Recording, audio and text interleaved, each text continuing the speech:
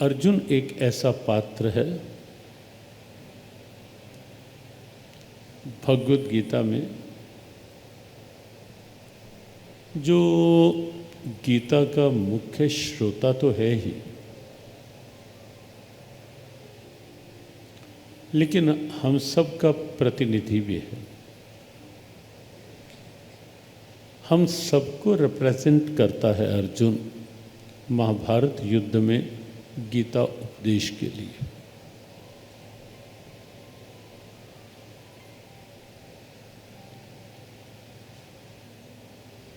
अर्जुन की यदि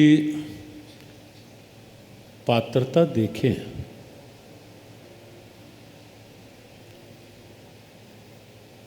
तो आप पाएंगे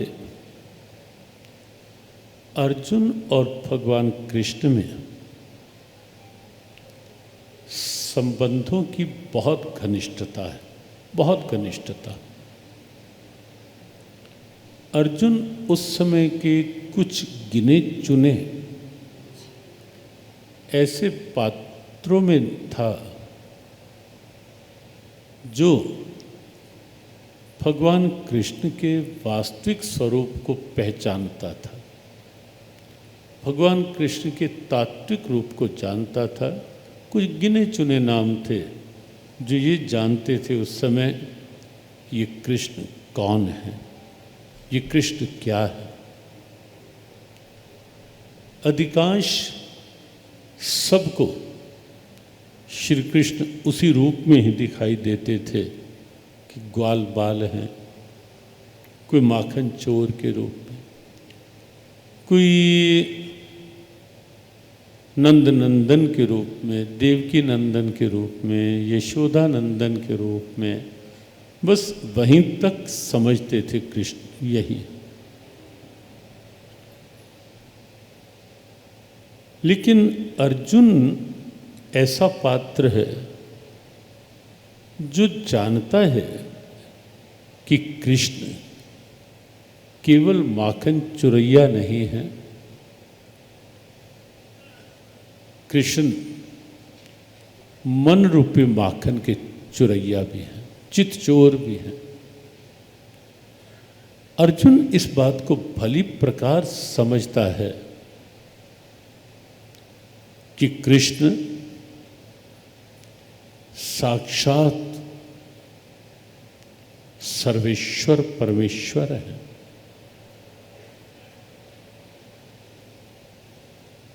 और इसीलिए अर्जुन प्रत्येक स्थिति में कृष्ण नाम का स्मरण बनाए रखता है। प्रत्येक स्थिति में, सोते जगते, उठते बैठते, खाते पीते, हर स्थिति में अर्जुन कृष्ण भाव में रहने वाला पात्र है।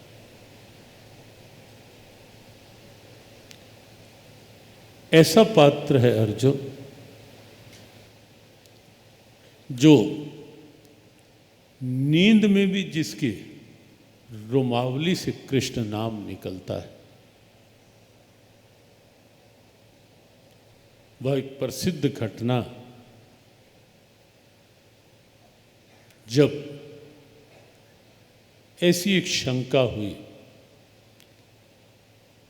कि भगवान कृष्ण अर्जुन की ओर क्यों इतना झुकाव लगाव रखते हैं, और एक दिन सहज भाव से भगवान ने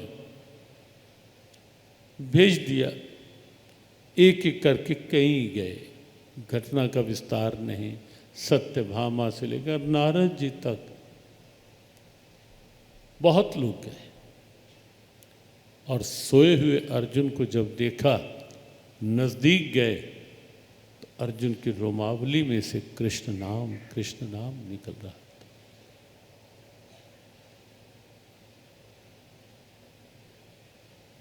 और सब हैरान रहे।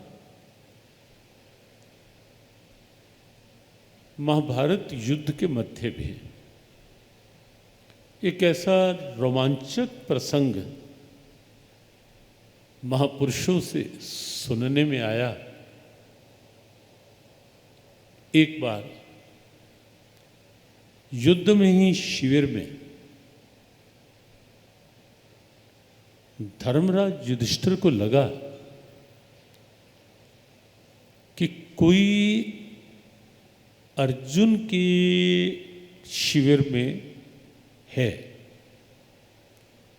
कुछ सुगबुगाहट से। युद्ध के वातावरण में स्वाभाविक था युधिष्ठिर आधी रात के समय उठ करके गए देखने के लिए कि कौन है इस समय अर्जुन के शिविर में, और देखकर हैरान कि वहां अर्जुन तो नींद में है और श्री कृष्ण अर्जुन के नजदीक बैठे अर्जुन को सहला रहे हैं।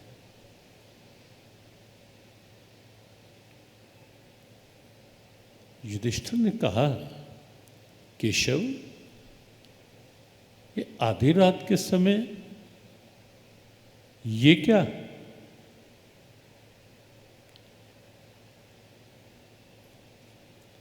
भगवान ने चुप होने का इशारा किया, लेकिन युधिष्ठिर ने फिर पूछा, फिर कहा, कृष्ण, आधी रात का समय सोने का है, वो भी नींद में है, और आप भी आराम करो इस समय, और फिर आप अर्जुन के पैरों को सहला रहे हो, ये कुछ अपराध नहीं अर्जुन पर क्या? अर्जुन को चाहिए आपके पास इस प्रकार से बैठ। जब दो बार बात हो और युधिष्ठिर ने फिर जब कहा, कृष्ण आप भी जाकर आराम करो, तब श्री कृष्ण ने युधिष्ठिर को धीरे से कहा कि धर्मराज इधर आओ। नजदीक बुलाया और कहा, जरा कान नजदीक करो। अर्जुन की रोमावलियों में से ऐसा लग रहा था कि अर्जुन कृष्ण को पुकार रहा है, और युधिष्ठिर भी चौंके। और तब श्री कृष्ण ने कहा, धर्मराज, आप ये कह रहे हो कि मैं तो आराम ही कर रहा था, लेकिन ये आराम करने भी तो दे, ये सोए सोए भी मुझे ही पुकार रहा है। अर्जुन वो पात्र है। विराट रूप दर्शन के पश्चात जब एक बहुत प्रेरक, बहुत अनूठी स्तुति अर्जुन ने जब की, बहुत से लोग उसका पाठ करते हैं। श्रीमद् भगवद गीता के 11वें अध्याय के 36 से 45 तक की श्लोक संख्या, जो 10 श्लोक हैं, वैसे 11वां भी साथ है, लेकिन मुख्य 10 श्लोकों।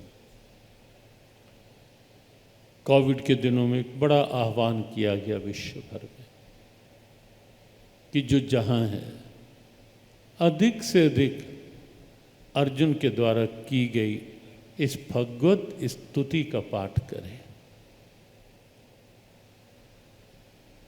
स्थाने ऋषिकेश तव प्रकीर्त्या जगत प्रहस्यत्यनुरज्यते च रक्षांसि भीतानि दिशो द्रवन्ति सर्वे नमस्यन्ति च सिद्ध संगा। यहाँ से लेकर के अदृष्ट पूर्वम हृष्टोस्मि दृष्ट्वा भयेन च प्रव्यथितम महत् तदेव में दर्श्य देव रूप प्रसीद देवेश जगन्निवास प्रसीद देवेश जगन निवास। हर्षित हूँ मन भय से है कहाँ पता, कभी देखा ना रूप यह आप। उस समय जो कोविड की एक भयावहता थी, एक भयावह सा वातावरण था, और उस समय ये स्तुति कि कभी देखा ना रूप ये आपका, मुझे रूप पहला ही दिखलाइए, हे देवेश प्रसन्न हो जाइए, हे देवेश प्रसन्न हो जाइए। और कोविड के दिनों में देश विदेश में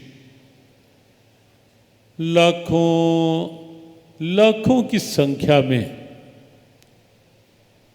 ये स्तुति पाठ हुए भी। इन 10 गीता मंत्रों, उसमें एक स्तुति का एक ही श्लोक जहां आपको ये दिखेगा कि अर्जुन की भगवान के साथ कितनी गहरी घनिष्ठता थी, कितना गहरा अपनापन था।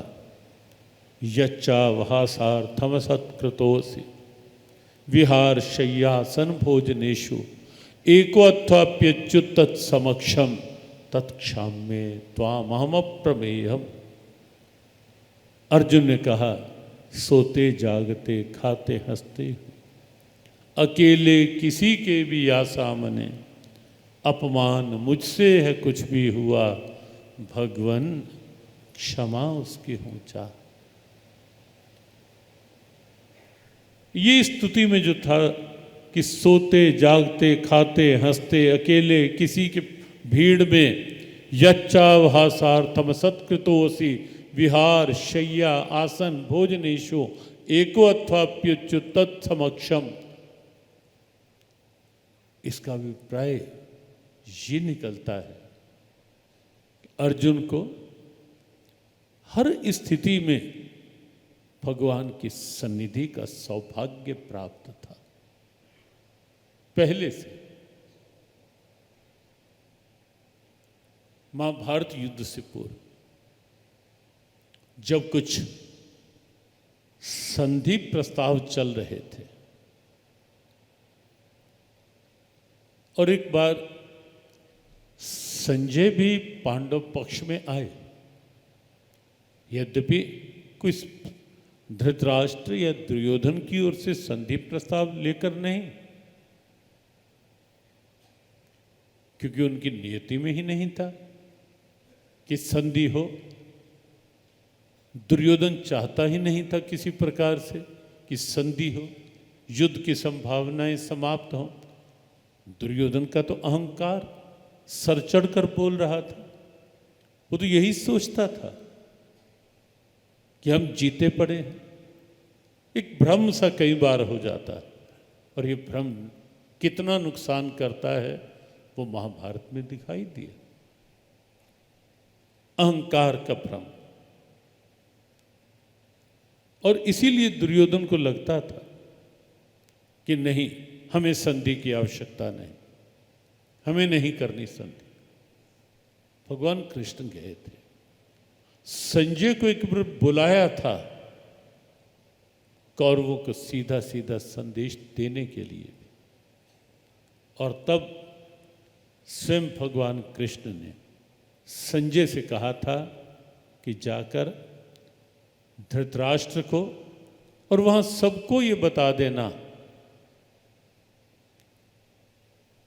कि अर्जुन कृष्ण की आत्मा है और कृष्ण अर्जुन की आत्मा है।